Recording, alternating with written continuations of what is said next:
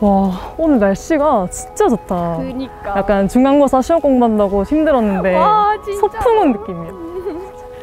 아니 나는 근데 우리 학교 안에 진짜 이렇게 큰 가속기가 있다는 게 아직도 신기해. 응, 너 가속기 와본 적 있어? 있지. 아, 나 일반 생명과학 실험 시간에 다 같이 견학 왔었거든. 엄청 신기했어. 맞아. 나는 처음 와본단 말이야. 되게 전 세계 연구원분들이 직접 여기 연구하러 오신다고 하는데 나는 우리 학교 안에 있으니까 굉장히 친근하고 가까운 느낌이 있어. 맞아. 그래서 뭔가 써보진 않았어도 막 언제든지 써볼 수 있을 것 같은 그런 느낌이 늘 있는 것 같아. 맞아. 아, 오늘 뭔가 인터뷰 한다니까 좀 떨린다. 긴장된다.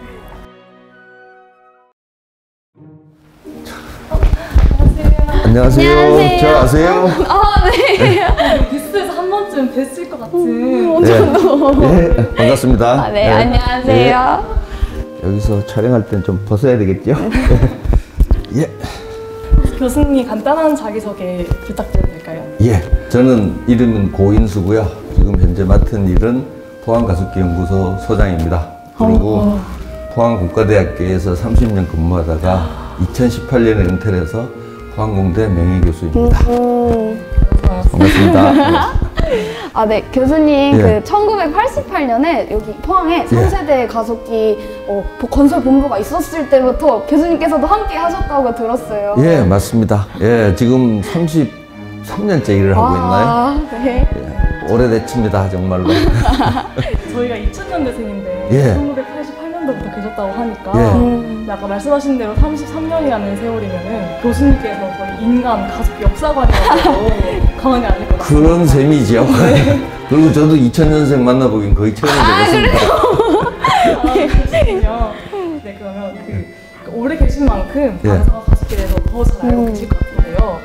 대부분의 사람들이 방사관 가속기, 그러니까 광자가 빛이라는 것 말고는 잘 와닿진 않을 것 같아요. 예. 혹시 어떤 시설인지 설명해 주실 수 있으실까요? 예, 그럼요. 우선 방사광이라는 이름을 참 잘못 붙였어요. 아, 그래요? 많은 분들이 방사광과 방사능을 일단 헷갈려 하세요. 맞아요. 그래서 이게 굉장히 위험한 시설이다, 뭐 이렇게 혐오 시설이다 이런 생각들을 갖고 있는데, 방사광은 일단 빛입니다. 그렇죠. 굉장히 센 빛인데 자연계에서는 옛날부터 존재했었어요. 그러니까 우주에서 별이 마지막으로 죽는 순간에 이제 별을 구성하는 입자들이 이제 다 이제 부서져서 이제 산산이 흩어질 때, 그때 그 남아있던 자기장하고 그 입자들이 이렇게 회오리 치면서 빛을 만들어내는데, 그 빛을 기록으로 처음 남긴 것이 1200 몇십 년에 우리 고려시대 때, 고려시대 때 개자리에서 초신성이 폭발했는데 그거를 본 기록이 남아 있어요. 근데 유감스럽게도 고려의 기록에는 없습니다. 저희 나라는 송나라 기록하고 일본의 기록, 그리고 이제 중동지방 아랍의 기록은 있는데 고려의 기록은 없어요. 유감스러운 것이 그때 고려 분들이 아무도 안 쳐다본 건 아닐 거고 분명히 누군가 써놨을 건데 그 기록이 여러 번의 전쟁을 통해서 아마 없어진 것 같습니다. 네네. 그리고 이제 자연적인 빛은 있었지만은 실제로 인간이 만든 거는 1946년에 미국 제너럴 일렉트릭이라는 회사에서 베타트론이라는 가습기를 만들었어요. 왜 가습기를 만들었느냐? 제너럴 일렉트릭은 에디슨이 만든 회사입니다. 전기를 많이 팔아먹어야 돼요. 그러니까 이제 가습기는 전기를 많이 쓰는 장치니까 딱 맞는 거죠. 그래서 그때는 전기회사가 가습기를 만들어서 팔려고 했는데 그때 실험 장치에서 무슨 빛이 보였어요. 그 빛이 나중에는 방사광인 걸 알았는데 처음에는 그때는 몰랐고 오전압에서 일어나는 스파크, 그러니까 방전인 줄 알았어요.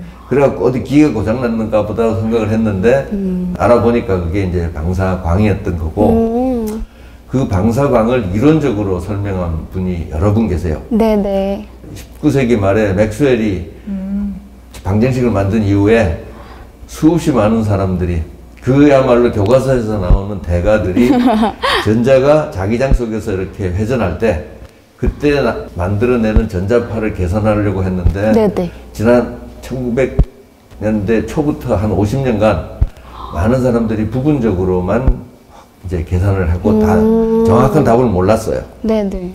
그걸 제일 마지막으로 정확하게 풀어내는 분이 줄리안 슈빙거라는 분인데 네. 제가 UCLA에서 학교 다닐 박사과정 할 때 네. 선생님이셨어요. 아, 정말요? 그분한테 그 유명한 전자기학을 배웠습니다. 대단한 은사. 네. 그래서 어떻게 그렇게 하다 보니까 지금 빛을 만드는 데까지 제 일이 이렇게 이어지게 됐습니다. 아, 그렇구나. 그리고 이제 실제로 방사광이 뭐냐 네. 이제 말씀을 드려야 되는데 방사광은 가속된 전자가 네. 그러니까 전기를 분명히 띄고 있어야 돼요. 그래서 이제 전자도 되고 양성자도 되는데 가속된 전자가 자기장 속을 들어가면은 그 옛날에 플레밍의 왼손 법칙, 오른손 법칙 이런 게 있어요. 네, 이런 거 있어요. 그거에 의해서 이제 방향이 바뀌어요. 네. 방향이 바뀌면은 접선 방향으로 에너지를 잃어버려요. 맞죠. 뭐하고 똑같으냐면은 많은 버스가 네. 다 가다가 기사분이 이렇게 급하게 핸들을 꺾으면은 안에 움직이는 분들이 거. 쏠리죠. 네. 근데 다행스럽게 버스가 뒤집혀지지만 않으면은 사람이 튕겨 나가는 일은 그럼요. 없어요. 네. 근데 전자는 가지고 있는 에너지를 무조건 잃어버리게 돼요. 막을 수 있는 방법이 없어요. 빛이 접선 방향으로 나오는데 그게 이제 그 에너지가 빛의 형태로 나오게 되고 네. 그 파장은 에너지가 얼마만큼 세냐 그 다음에 얼마만큼 그 전자가 또는 그 양성자가 무게가 얼마만큼 되느냐 네네. 그리고 자기장의 세기가 얼마만큼 크냐에 따라서 결정이 돼요. 그래서 1940년대, 50년대에는 대부분이 가시광선 영역에서 방사광이 나왔는데 나왔는데 네. 이제 가습기 기술이 점점 커지다 보니까 발전하면서 과학자들이 원하는 엑스레이 오. 그러니까 0.1 나노메타 하면은 원자의 크기를 볼 수가 있는데 네네. 그 크기를 볼 수 있는 파장대까지 이제 발전이 된 거죠. 와. 그래서 방사광은 그 전자가 움직일 때 나오는 이제 빛이라고 이제 설명을 드리고 방사광 가습기는 그런 빛을 만들어내는 설비이기 때문에 그냥 한마디로 얘기하면 빛 공장이죠. 그렇죠. 그러면 포항에 지금 현재 포스텍 안에 3세대와 4세대 방사광 가습기가 모두 있는 걸로 알고 있어요. 근데 사실 세대가 어떤 차이를 가지고 있는지 한번 여쭤보고 싶었습니다. 1세대부터 설명을 드리면은 네네. 제일 처음에 만든 가습기도 역시 아까 얘기한 베타트론이라든지 사이클로트론 뭐 여러 가지 종류의 가습기가 있는데 그 가습기의 목적은 원자의 구조를 연구하는 것이지 X선을 이용해서는 현미경은 아니었어요. 근데 문제는 방사광은 크기가 커질수록 에너지의 증가 속도의 4제곱에 비례해가지고 방사광이 나와요. 와. 그러니까 에너지가 2배가 되면은 그 방사광이 나오는 양이 16배로 커져요. 그러니까 모든 가습기에서 힘든 것이 크기를 크게 하고 에너지를 높게 해야지 더 많은 연구를 하게 되는데 그렇죠. 이게 갖고 나가는 녀석이 양이 너무 많아지고 네. 그렇게 많아지면 문제가 뭐가 생기느냐면은 얘가 가습기가 돌아가는 진공 속에서 이제 전자가 돌아가는데 그 진공에 벽을 쳐서 벽을 뜨겁게 만들어서 나중에 녹여서 구멍을 내버려요. 그래서 이제 여러 가지로 복잡하게 이제 커브를 좀 천천하게 돌린다든지 하는 방법으로 그 방사광이 많이 나오는 거를 피해 갔어요. 그리고 더 중요한 거는 질량. 네. 무거운 놈일수록 적게 나와요. 오. 그래서 그 당시에 연구자들은 전자 대신에 양성자를 가속을 시켰어요.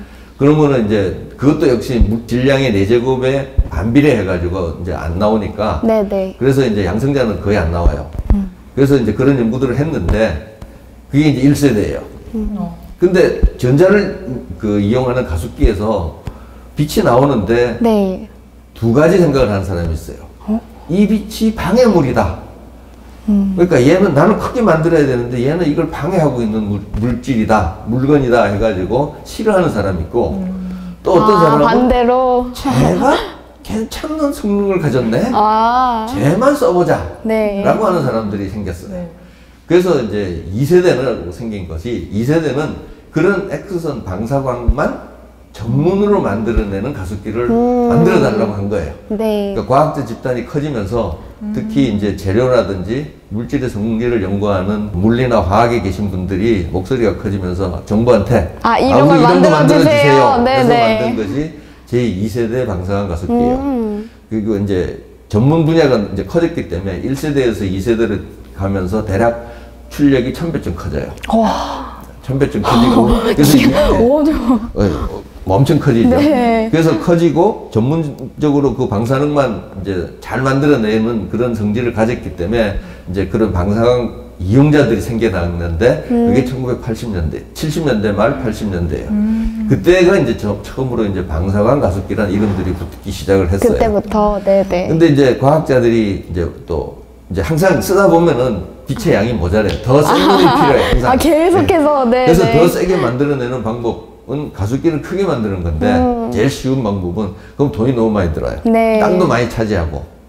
그래서 과학자들이 또 머리를 굴리기 시작해요.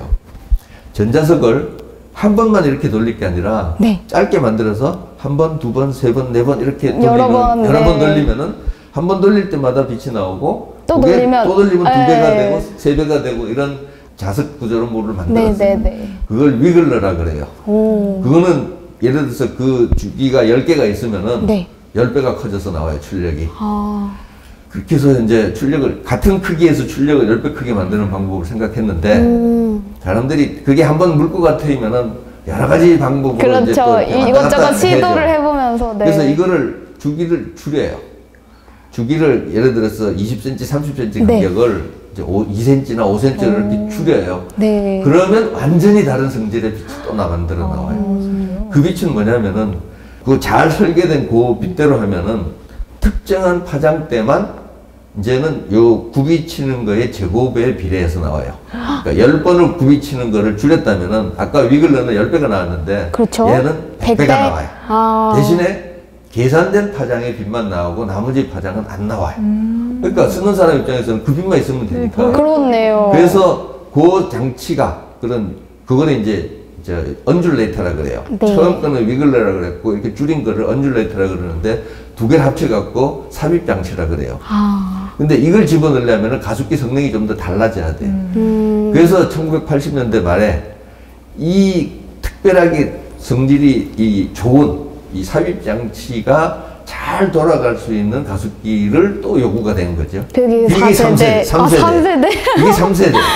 아주 많이 물었어요. 네, 3세대가 이제 그렇게 많은 돈이 안 들고 잘 만들어졌고 우리나라는 1988년에 이제 포항공대가 86년에 네. 생기고 88년에 가습기 연구소가 생기면서 이제 포스코의 그 당시에 박태준 회장께서 가습기를 지어라 라고 이제 돈을 주셔가지고 할 때 우리는 1세대, 2세대를 안 하고 바로 3세대부터 3세대부터, 네.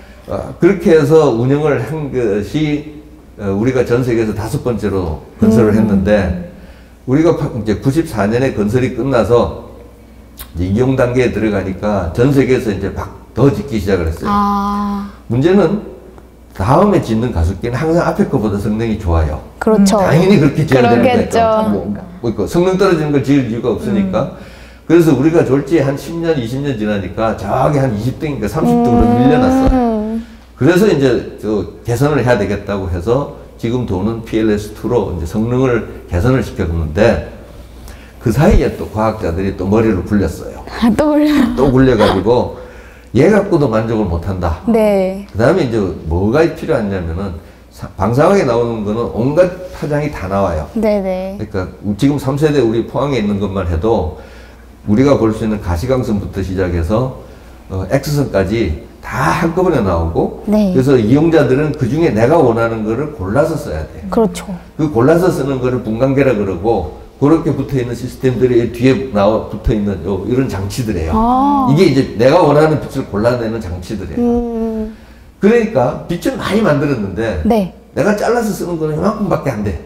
아깝네요. 그러니까 아깝죠. 네. 다 버려야 되고. 그래서 요것만 나오는 빛이 그걸 할 요구하게 수는 된다. 없을까. 근데 네. 항상 이제 이용자들이 항상 요구 조건들이 있거든요. 거기다 하나를 더 붙여요. 뭐가 붙이냐면은 우리가 지금 대부분의 빛은 편광이 돼 있고 그 다음에 그 모든 빛의 위상이 막 섞여 있어요. 근데 그거 위상이 딱 맞는 빛이 또 있어요. 네. 그게 뭐냐면 레이저예요. 아. 우리가 레이저 포인트 하면 빨간색이나 초록색 불이 맞죠, 보여. 맞죠. 그 색깔 하나만 나오잖아요. 네네네. 이제 과학자들이 원하는 게 아주 구체적으로 네. X선 레이저를 만들어 달라고 한 거예요. 딱 그것만. 딱 그것만. 네. 그렇게 해서 이제 과학자들이 이제 연구를 하기 시작했는데 그 연구를 시작할 때가 대략 1980년대 중반이에요. 그것도 30년 걸려서 이제 성공이 됐는데 그때 제 지도 교수가 그거를 했었어요. 그거 하신 분이. 그러니까 다른 분인데 하여튼 그분은 그걸 하셨는데 제가 전공을 이제 정할 때 그거 우리나라에서 언제 만들겠냐고 해서 안 했어요. 그 전공을. 그러다가 20몇 년 뒤에 그 장치를 만든 거예요. 맞게 되신 거네요. 그래서 다시 공부를 하게 됐죠. 그때 공부해서 했는데. 그럴게요. 근데 이제 그거는 뭐냐면은 직선 가속기예요. 네. 근데 이거를 만들게 된 이유는 직선 가속기가 하나 굉장히 큰 게 있었어요. 여기 미국에 있는데 스탠포드 대학교 안에 있어요. 포항공과대학처럼 캠퍼스 안에, 대학교 캠퍼스 안에 가속기 연구소가 있어요. 근데 아시다시피 이제 스탠포드 대학교는 땅덩어리가 무지무지하게 넓어요. 우리 학교가 옛날 단위로 평수로 해서 50만 평인데 가속기 포함해서 스탠포드 대학은 1000만 평이에요. 20배. 1000만 평인데 그 1000만 평도 아직도 다 안 쓰고 있어. 그러니까 워낙 땅이 크니까 일부 제일 도로에 면한 면을 갖다가 개발해가지고 쇼핑센터로 만들었어. 학교 안에. 학교 안에 있어. 그게 그 샌프란시스코하고 베이에어리에서 제일 비싼 백화점들이 거기 다 있어요. 그러니까 그걸로 수입 잡는 거야, 대학은. 대학이. 그러니까 스탠포드가 부자일 수밖에 없는 거고. 그 문제는 이제 거기에 1960년대 미국 정부가 가습기 연구소를 하나 만들어야 되겠다. 네. 그리고 이제 여러 군데 제안을 했는데 이제 스탠포드 대학이 우리가 땅을 빌려줄 테니까 여기다 지어달라 했어요. 그 땅을 빌려준 땅이 100만 평이에요. 그리고 99년인지 100년간 1년에 1불만 받기로 하고 빌려줬어요. 그래서 지은 가습기가 그 사람들 단위로 2마일 액셀러레이터예요. 그러니까 2마일이에요. 3.2km 직선으로. 그 가습기로 이제 소립자 물리를 연구를 해가지고 노벨상 수상자가 3명이 나왔어요. 그럼에도 불구하고 유럽의 가습기가 훨씬 더 큰 둘레 27km짜리 가습기가 건설이 되고 운영이 되니까 이제 이게 도태되는 거예요. 그 게임에서 사이즈가 작으면 무조건 지는 거예요. 지면은 문 닫아야 돼요. 그래요? 그 당시에 연구소에, 스탠포드 그 가습기 연구소에 1800명의 연구원이 있었는데, 이제 문을 닫게 생긴 거예요. 실업자가 되네요. 위협을 느끼고 그래서 이제 그 사람들이 머리를 굴렸어요. 네. 이 3.2km의 마지막 1km를 용도를 조금 바꾸고 설계를 바꿔가지고 제4세대 방사능 가습기를 만들겠다. 그게 이제 X선 레이저를 만들겠다는 거였어요. 그렇게 해서 2002년부터 시작해서 2009년까지 7년간 돈을, 우리나라 돈 한 6천억 원을 들여가지고 만들었어요. 해냈네요. 해냈어요. 네. 굉장히 어려운 일을 해냈는데, 그러고 나서 스탠포드 그 이름이 이제 LCLS라는 게. LCLS. LCLS라고 가습기 이름을 붙였는데, 그 가습기에서 나오는 엑스선 레이저를 이용해가지고 뭐든지 대놓고 실험 한번 하면은 네이처 사이언스에 그냥 나와요. 왜냐면 전 세계에 그거 하나밖에 없었으니까. 그게 2009년이에요. 근데 우리나라가 2004년에 제가 그 당시 가습기 소장을 첫 번째 하고 있었을 때예요. 그러니까 제가 지금 두 번째 하고 있는 건데 첫 번째 하고 있었을 때 노무현 대통령께서 포항을 다녀가셨어요. 그때 왜 다녀가셨냐면은 국제 물리 올림피아드가 포항에서 개최가 됐어요. 그래서 이제 물리하는 학생들 간의 경쟁이잖아요. 그렇죠. 그거의 개막식은 항상 국가 원수가 와요. 네네. 그래서 대통령이 오셔서 개막식을 하고 포항 가습기 연구소를 들르셨어요. 그래서 이제 이런 우리가 이런 걸 계획을 하고 있다. 우리도 세계에서 세 번째로 가는 길이 160m짜리 선형 가습기를 갖고 있어서 이거를 좀 더 확장을 하면은 우리가 세계 최초로 4세대 X선 레이저를 만들 수 있다라고 제안을 했어요. 네. 근데 유감스럽게도 그게 이제 이루어지질 않았어요. 아, 네. 그래서 이제 미뤄졌고, 근데 우리가 그런 계획을 갖고 있다는 거를 잽싸게 일본이 알고, 일본은 모든 게 계획된 나라인데, 네. 일본에 있는 4세대 방사능 가습기만 계획되지 않은데 한국이 한다 그래가지고 우리도 해야 된다고 해서 들어왔어요. 그래서 2006년에 시작을 해갖고 2012년에 끝을 냈어요. 근데 우리는 이제 다시 그게 계획이 이제 다시 이제 살아가지고 2011년부터 시작을 한 거예요. 그래서 이제 제가 2011년에 이제 사업단장으로 선임이 되면서 또 4세대까지도 네. 하게 됐는데, 그러니까 보세요. 2009년에 이미 미국은 됐고, 2011년에 우리는 시작했는데 일본은 2012년에 완공을 했고, 네. 빨리 했을 것 같아요. 그런데 우리보다 두 군데가 더 앞서간 적이 있어요. 유럽하고 스위스가 우리보다 먼저 시작을 했고, 우리가 5번째로 들어온 거예요. 근데 유럽은 9개 나라가 돈을 내가지고 함부르크에다가 지었어요. 네. 세계에서 제일 길어요. 3.4km예요. 그리고 지하 43m에 있어요. 그 왜냐면은 이게 직선으로 3.5km의 빈 공간을 찾아낸다는 게 쉽지가 않으니까 어마어마하게 네. 힘든 거예요. 근데 그 함부르크에는 시작 부분하고 끝 부분은 빈 공간이 있었어요. 근데 가운데 2km에 이미 도시가 들어 있었어. 그래서 바닥으로 이렇게 내려간 거네요. 재밌는 거는 독일의 이 땅에 관련된 법이 있을 거 아니에요. 그 법이 뭐냐면 땅 주인이 자기가 미치는 권리는 지하 몇십 메타까지밖에 제한이 돼 있어요. 일본이나 우리나라 같으면 지구 중심까지가 내 땅이에요. 근데 유럽은 그게 한 몇십 메타밖에 안 돼요. 그래서 지하 40m로 내려가면 그게 소유권을 벗어나서 네, 국가 땅이에요. 그래가지고 거기다 뚫었어요. 그렇게 해서 이제 지었는데 워낙 이제 주민들 설득하고 뭐 하는 게 해가지고 오래 걸렸겠네요. 네. 일찍 시작했지만 늦게 끝났어요. 그리고 스위스는 우선 EU 국가가 아니에요. 네. 있잖아요. 스위스는 영세 중립국이라 해갖고 같이는 놀지만은 EU는 아니라고. 근데 다 돈도 다 됐어요. 그럼에도 불구하고 자기 땅에 조그마한 5개 중에 제일 작은 4세대 방사능 가습기 엑스선 레이저를 스위스에 갖고 있는데 네. 거기는 우리보다 또 일찍 시작했는데 늦었어요. 근데 거기도 땅이 없어가지고 네. 결국 나무를 자르고 숲에다 지어야 되는데 거기 주민들이 워낙 반발까지는 안 해요. 과학을 하는 건 이해는 하는데 네. 자연을 보호해야 된다고 해가지고 이제 나무를 자르고 흙을 파내야 되잖아요. 그 흙을 1m 깊이로 걷어가지고 모아놔야 돼요. 버리면 안 돼요. 네. 모아놓고 집을 다 지은 다음에 가습기를 다 지은 다음에 그걸 그 깊이에 맞춰갖고 다시 복구를 해야 돼. 그래서 건설을 하기 전에 있었던 미생물이 네. 그 흙 속의 미생물이 집이 다 짓고 건설이 다 되고 가습기가 돌아가는 동안에 그 미생물이 다시 살아있어야지 효과가 나오는 거예요. 그리고 그 미생물뿐만 아니라 작은 동물들, 노루, 사슴까지 다 와야 돼요.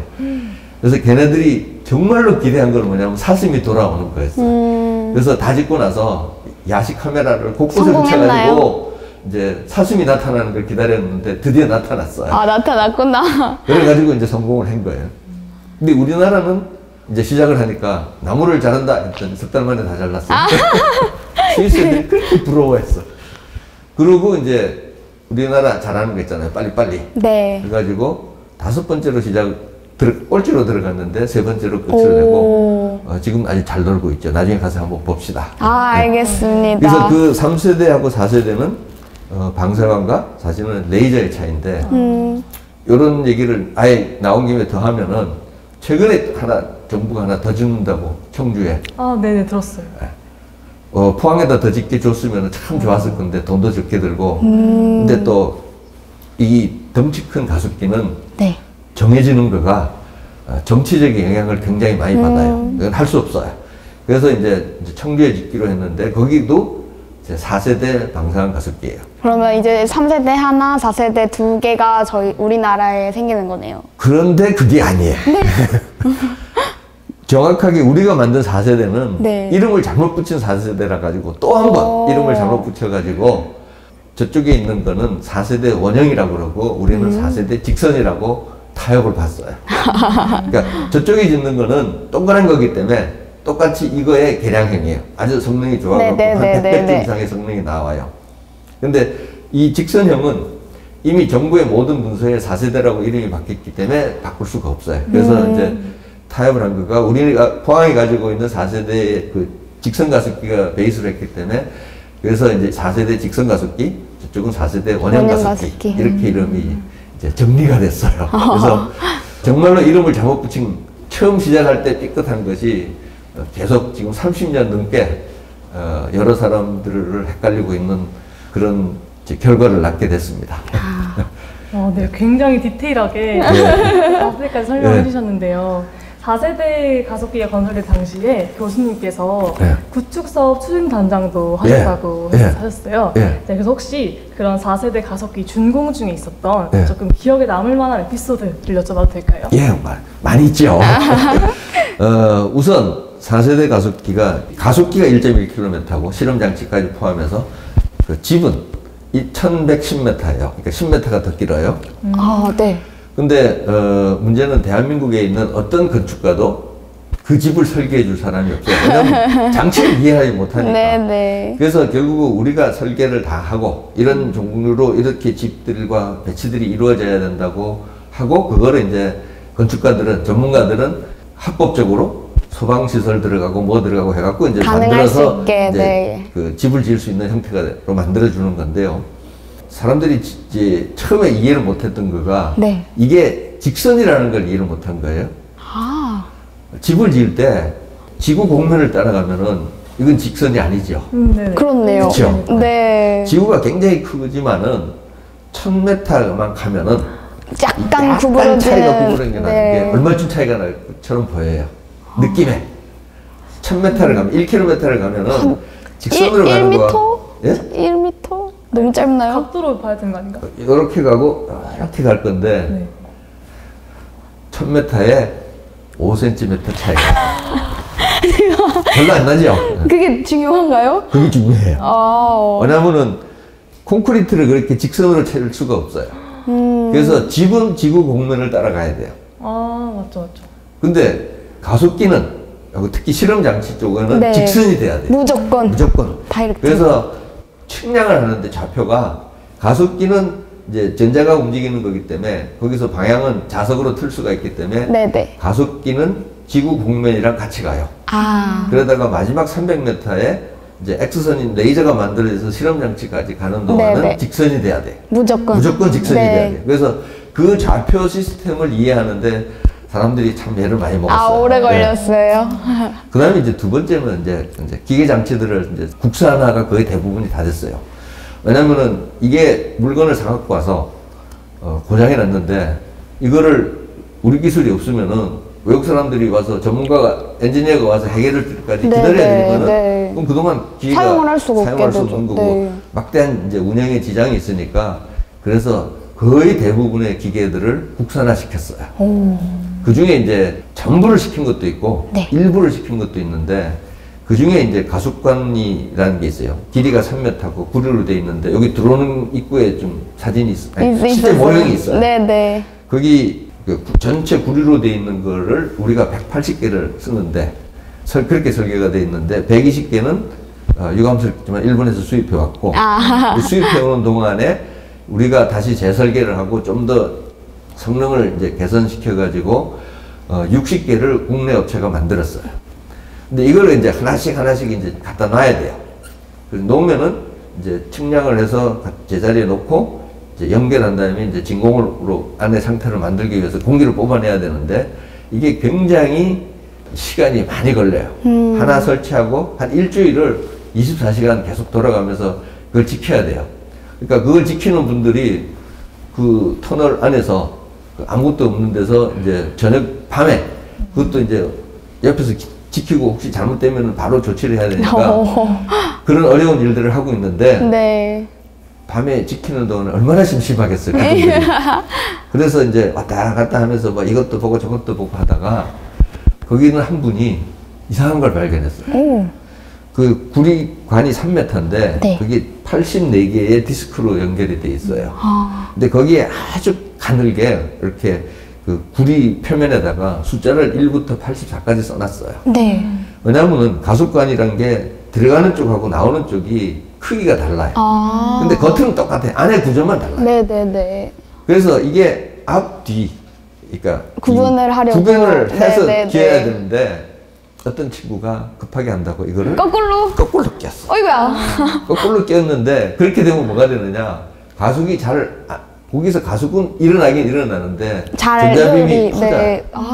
약간 퍼지게 돼 있는데, 이 4세대 가속기는 이걸 모아주는 게 굉장히 핵심인데 네. 그걸 퍼지게 만들어 놨으면 아마 지금도 헤매고 있었을 거예요. 그 왜 이럴까? 근데 이 친구가 밤중에 일을 하다가 그걸 발견을 한 건가요? 왜 요것만 번호가 바뀌어서 붙었어요? 라고 그 다음날 아침에 우리 물리를 담당한 과학자한테 얘기를 해준 거예요. 그래서 가서 보니까 뒤집어 낀 거지. 와, 그분 아니었으면 그분 아니었으면 지금도 헤매고 있었을 거예요. 너무 다행이네요. 그래서 이제 그분한테, 그 팀한테 이제 상패하고 상금도 주고, 그리고 좀 쉬라고 휴가도 주고, 그게 가장 큰 이벤트였고. 재밌네요. 네네. 네. 그러면 이제 4세대 방사능 가속기를 이용해서 굉장히 우수한 연구를 많이 했을 것 같아요. 그 중에서 뭔가 대표적인 연구 성과가 있었다면 무엇일지 얘기해 주세요. 제일 먼저 한 실험이 네. 스웨덴 연구자들이 실험을 했어요. 포항에서요? 포항에서. 네. 그 스웨덴 연구자 중에 포스닥이라 그러잖아요. 그러니까 박사호 연구원으로 계신 분이 한국 분이셨어. 그래서 이제 그 스웨덴 팀이 이제 선정이 돼가지고 실험을 하러 왔고, 그게 2017년 7월 달인가 실험을 했는데, 당해 12월에 사이언스에 났어요. 그러니까 6개월밖에 안 걸린 거예요. 논문이 나오는데. 그게 이제 물에 대한 연구를 한 건데. 들어봤어요. 네네. 물은 아주 독특해가지고, 비중이 제일 무거울 때는 이제 0도가 아니고 4도일 때. 4도일 때고, 그러니까 물이 안 얼었을 때가, 그리고 물이 얼면은, 얼으면 가벼워갖고 또 비중이 약해서 떠요. 맞아요. 그래서 그게 생명체가 밑에, 수면 밑에서 그러니까 살아갈 수 있는 굉장히 그 중요한 역할을 해주는 그런 특징이 있는데, 그 물이 압력을 받았을 때 어떤 상태가 되는가 하여튼 아직도 물에 대해서 모르는 게 많대요. 네네네. 그래서 그 실험을 했고 그 한 결과가 사이언스에 실린 거를 통보받고 그 포스닥이 그 다음날 포항공과대학교 화학과 교수로 진짜요? 어플라이 했어요. 오플라이 합격은 아니고. 어플라이 했는데 당연히 합격이 됐죠. 네네. 그래가지고 그 다음에 3월부터 지금 근무를 하고 계세요. 진짜 여쭤봐도 될까요? 김경환 교수님인가? 맞나요? 네, 저 알고 있어요. 네, 맞는 것 같아요. 그분이 하여튼 그러니까 실험 한번 탁 잘해가지고 그냥 포항공대 교수까지 바로 그냥 다이렉트로 딱 오게 된 너무 좋은 거고. 케이스네요. 아직도 지금 제일 중요한 일들 많이 하고 계세요. 아직도 사이언스 네이처에 많이 내시고 그런 업적이 있고, 또 하나는 이제 그 아리조나 대학교에 계신 분들인데 광합성을 연구를 하고 계세요. 근데 그분들이 자기들이 볼 때 포항이 설비가 세계에서 최고다. 정말요? 왜냐면은 우리가 현재 빛을 만들어내는 빛이 반짝하고 나오는 시간이 1000조 분의 14초. 1000조 분의 14초 동안 빛이 반짝하고 나와요. 근데 다른 데는 우리보다 몇 배가 길어요. 그 얘기는 뭐냐면은 빛이 들어가면서 세포를 파괴를 하는데 이게 반응하는데도 시간이 조금 걸려요. 그래서 우리가 만든 빛은 세포가 파괴되기 전에 빛이 떠나와요. 그래서 모든 세포 안에 있는 깨끗한 정보를 가지고 나와요. 다 볼 수 있도록. 다른 나라 거는 이게 길다 보니까 잘 안 되는. 앞에는 잘 나오다가 뒤에부터는 이제 폭발하는 데이터가 섞여요. 그럼 얘네들을 걸러내야 돼. 근데 그 시간이 복잡하니까요. 그래서 그 아리조나 팀이 우리나라에 처음 와갖고 실험을 했는데, 그 실험하는 동안에 데이터들을 잘 걷어가지고 그 자리에서 일주일 동안 실험하는 그 자리에서 초기 결과를 얻어갈 수 있을 정도로 성능이 최고로 좋은 그런 빛을 만들었는데, 지금도 2주간 자가격리를 감수하고 작년에도 왔고 이번 달에도 계속해서 오고 계시는. 그러니까 지금 이런 그 코로나 사태에도 외국 과학자들한테 시설을 개방해 놓은 게 전 세계 여기밖에 없으니까 계속해서 그분들은 오고 싶어 하는데, 미국의 그 국립연구소라든지 유럽에 있는 국립연구소들은 자기들 연구원들이 아직도 해결 안 된 코로나 상황에서 외국에 나가지 말라고 하기 때문에 그분들은 대학에 계시니까 그런 의미로는 좀 자유스러워서 그런 연구들이 진행이 되고 있습니다. 그래서 지금 만들어 놓은 4세대 그 직선 가속기는 세계 최고의 성능, 그러니까 전부가 다 최고는 아닌데 일부 특징 중에서 최고의 성능이고 그걸 이용하시는 분들이 한테는 어떤 최고의 빛이죠. 포항에 있는 거가요? 네. 요즘엔 절대 빠질 수 없는 주제인데요. 코로나 신약 개발에 4세대 방사광 가속기가 어떻게 활약을 한 부분이 있을까요? 사실은 4세대보다는 3세대가 좀 더 많이 했어요. 3세대에도 그 신약 개발이라든지 분석하는 장치들이 있는데 네. 4세대는 다 좋은데 반복률에서 떨어져요. 그러니까 1초에 60분밖에 빛이 안 나와요. 네네. 근데 3세대 저장링은 1초에 100만 번이 나와요. 60이랑 100만 100만, 차이가 아이고, 나는 네. 거예요. 그래서 그걸 이제 이용하는 면에 따라 가지고 성능의 그 차이점을 이용하는 경우가 있는데 코로나 관련된 연구들은 아주 작은 성능이 아니라 대량으로 빛이 나와서 빨리빨리 연구를 해야 되는 게 중요한데 그런 면으로 3세대에서 셀트론인가 하는 우리나라 네, 맞아요. 제약회사가 치료제를 만들었는데 그 치료제 만드는 과정에 그 합성된 물질들을 포항 방사능 3세대 방사능 이용을 해가지고 만들어서 지금 치료제로 좀 수출하고 있죠. 그래서 저희 거기도 기여를 했습니다. 큰일 했네요. 네. 네. 그리고 또 특히 올해 세상에서 가장 밝은 빛을 만들었다는 소식을 들었어요. 그러면 그게 어떤 빛인지, 그리고 뭐 만드시면서 힘드신 일은 없었는지 한번 여쭤보고 싶습니다. 그러니까 인류가 만든 제일 밝은 빛을 과연 정확한 표현인지 잘 모르겠는데 언론에 이렇게 좀 이렇게 말하는 섹시한 제목들을 많이 달잖아요. 멋있게, 근데 그 제일 중요한 거는 이제 4세대의 빛이 3세대보다 1억 배 좀 밝아요. 3세대, 지금 우리는 PLS2라고 하는 기계는 태양보다 100억 배가 밝고 100억 배. 그 태양보다 100억 배 밝은 것보다 4세대 직선 가속기는 그거보다 1억 배가 더 밝아요. 상상이 안 가는데요. 다 합치면은 경단위로, 도구의 경단위로 올라가는데 그렇게 밝은 빛은 이제 다 똑같이 전 세계 5개의 4세대 직선 가속기들이 만들어내는데 그 빛이 문제가 이렇게 많이 흔들려요. 특히 시간 단위에서 많이 흔들리기 때문에, 왜냐하면 그 만들어내는 과정 자체가 잡음에 의해서 만들어내는 거기 때문에 정확하게 언제 나오는지를 몰라요. 그래서 그게 무시될 수 있는 실험도 있는데 무시가 안 돼, 그러니까 그게 꼭 언제 나오는지 알아야 되는 실험도 중요하거든요. 그래서 그거를 이제 중간에 세우는 방법이 있어요. 거기다가 빛이 지나가는 경로를 다이아몬드 판을 집어넣어요. 다이아몬드요? 진짜 다이아몬드. 여러분들 좋아하는 다이아몬드 비싸요. 그 다이아몬드를 이제 집어넣고 그 다음에 이제 전자빔도 이렇게 우회를 시켜야 되는 그런 이제 통로를 만들어요. 그래갖고 특별한 그 셀프 시딩이라고 이제 전문 용어로 하는데 그 장치를 만들었는데 다이아몬드가 우리는 한 여러 장을 샀어요. 많이 들어가나요? 네, 우리가 토탈 한 10장쯤 샀는데 제일 작은 다이아몬드는 4mm, 5mm니까 새끼손톱만 해요. 두께는 0.1mm에서 0.03mm. 굉장히 작게, 그 다이아몬드는 적어도 5카rat 이상의 덩치 큰 다이아몬드를 썰어서 만들어요. 근데 그 다이아몬드를 써는 방법은 그 다이아몬드를 지금 모스크바에 있는 그 회사만 알아요. 그러니까 전 세계가 걔네들한테 사서 써요.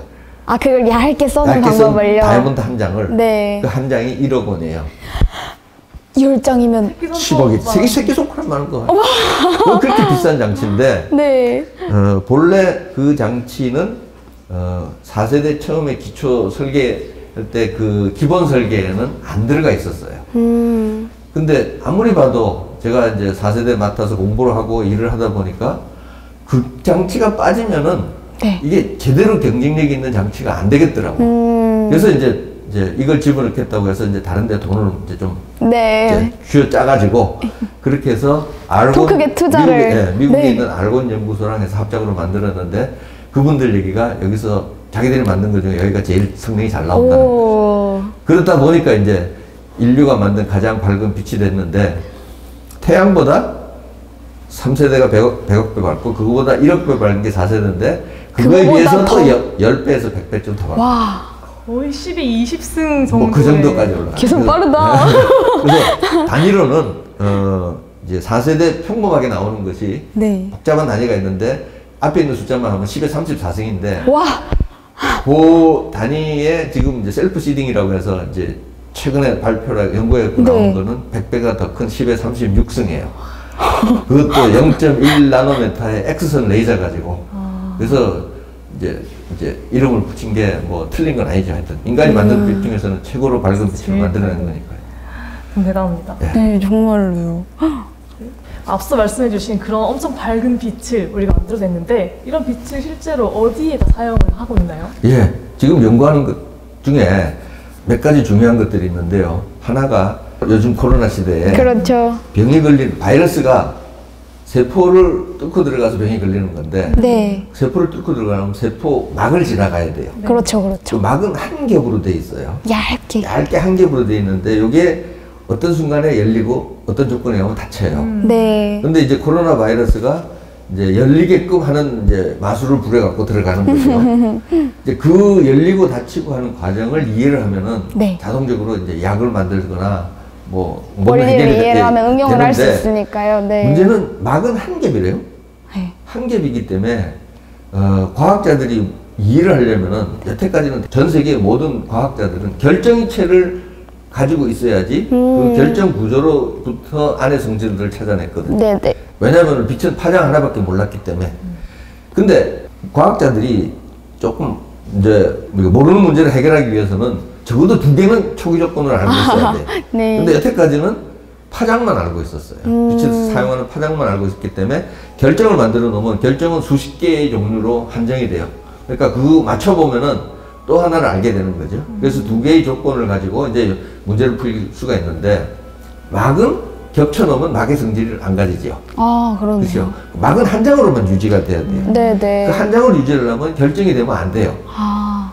근데 우리가 알 수 있는 방법은 문제는 파장 말고 하나를 더 알아야 되는데 네. 4세대는 레이저이기 때문에 위상을 알아요. 파장이랑 위상까지. 파장이랑 위상 네. 2개를 알기 때문에 연구하는 대상이 결정이 아니라도 돼요. 그러니까 막 자체를 놓고 바로 알 수가 있어요. 물론 이제 여기까지 가는데 조금 시간이 더 걸려요. 네. 지금 당장 이제 풀릴 건 아니지만은 막을 연구하는 게 있고 그리고 아까 아리조나 대학교 사람들이 광합성을 연구를 한다고 했는데 네네. 지금 우리가 태양 에너지를 어떻게 이용하고 있나요? 전지로 만들죠. 태양전지. 네. 태양광을 이용하는데 그거는 이제 전기로 만들어 쓰는 건데 실제로 이 자연계에서 그 태양 에너지를 제일 잘 쓰는 놈들이 있어요. 식물이. 그렇죠. 식물이 하니까 광합성이에요. 그 광합성을 인간이 만들면은 인간이 모든 걸 이용해서 만들면은 빛을 만들 필요가 없어요. 이제 태양광을 만들 필요가 없고 태양전지를 만들 필요가 없고 그냥 식물이 하는 기능을 그냥 베껴서 네. 보세요. 물 있고 H2O 있고 CO2 있고 햇빛이 있으면은 거기에 그러니까 CO2가 이산화탄소잖아요. 그러면은 거기서 화학 에너지가 만들어지고 부산물로 산소가 생겨나요. 맞죠.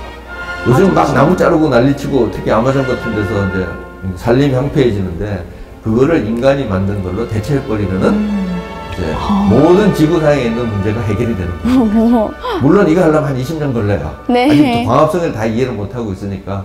그래서 4세대 직선 가속기의 가장 큰 목적은 지금 당장의 연구의 결과가 아니라 네. 한 20년쯤 뒤에 사용될 기술을 지금부터 접근해 가는 그런 중요한 도구예요. 네. 그걸 하기 위한 중요한 도구거든요. 그래서 제가 볼 때는 4세대는 우리나라의 스타일로 보면은 네. 너무 빨리 만들어진 기계예요. 근데 어쨌든 이런 기계가 좋아갖고 만들어졌으니까 제가 볼 때는 지금부터 젊은 분들이 그쪽으로 연구를 시작을 하면은 20년 뒤에 이제 놀랄만한 세상으로 그 인간한테 축복으로 주는 그런 연구들이 이제 나오지 않을까. 그럼 이제 기대를 저희가 합니다. 시작을 하면 되는 건가요? 그렇죠. 그래서 이제 저희는 만든 사람이고 저는 이제 다음 세대에 숙제를 던져주는 거죠. 저희가 잘 사용해봐야겠네요. 그렇습니다. 잘 사용해 주십시오. 알겠습니다. 네, 그럼 이제 사실 계속해서 교수님의 말씀을 듣다 보니까 가습기가 점점 더 이렇게 궁금해지는 것 같아요. 네. 그런데 제가 듣기로는 가습기를 사용하려면 막 대기 순서도 있고 막 쉽게 사용해볼 수 없다고 하는데 혹시 막 저희가 구경을 해볼 그런 방법은 없을까요? 오늘이 그러니까 우리도 맨날 일할 수는 없으니까 쉬어야 되는 것처럼 사람도 쉬어야 되는 것처럼 네. 기계도 쉬어야 돼요. 몇 주일에 한 번씩 이제 쉬는 날이 있는데 그게 오늘이 쉬는 날이에요. 그래서 잘 맞췄네. 네, 그래서 오늘 4세대 직선 가속기 한번 직접 가서 볼 수 있나요? 안에 들어가 볼 수 있습니다. 와, 너무 좋아요. 가볼까요? 가봅시다.